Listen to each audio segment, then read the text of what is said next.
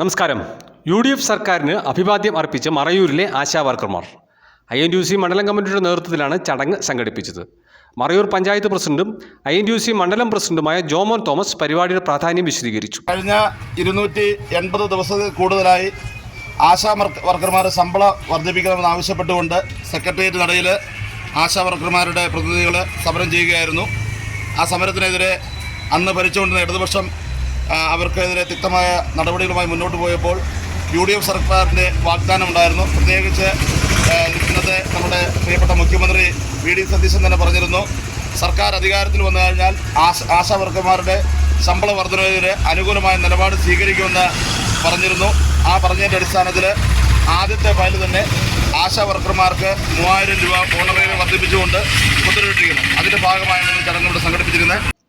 UDF മന്ത്രിസഭയുടെ ആദ്യ യോഗത്തിൽ തന്നെ ആശാ വർക്കർമാർക്ക് 3000 രൂപ വർദ്ധിപ്പിച്ചു നൽകാൻ തീരുമാനിച്ചിരുന്നു.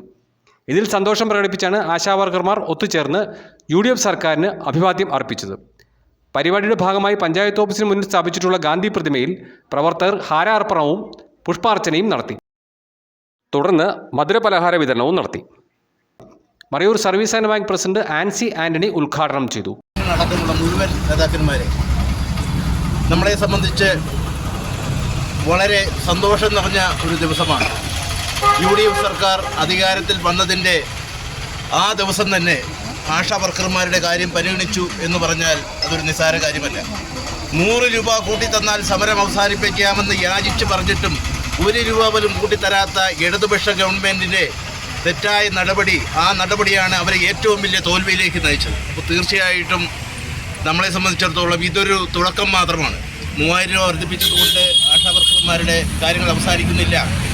ഇനിയും അവരുടെ കാര്യങ്ങൾ സാമ്പത്തിക നില മെച്ചപ്പെടുന്ന രീതിയിൽ നല്ല രീതിയിൽ പരിഗണിക്കാമെന്നാണ് ഗവൺമെൻറ് പറഞ്ഞിട്ടുള്ളത്.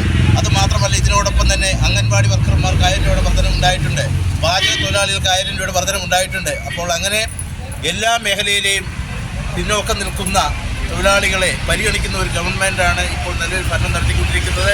കോൺഗ്രസ് മണ്ഡലം പ്രസിഡന്റ് മുഹമ്മദ് ഇസ്മായിൽ അധ്യക്ഷത വഹിച്ചു. ദേവികുളം ബ്ലോക്ക് പഞ്ചായത്ത് അംഗം KP രാജൻ, കോർഡിനേറ്റർ വിജി ജോസഫ്, ചെല്ലമ്മ തുടങ്ങിയവർ പ്രസംഗിച്ചു. News desk, Marayur vision.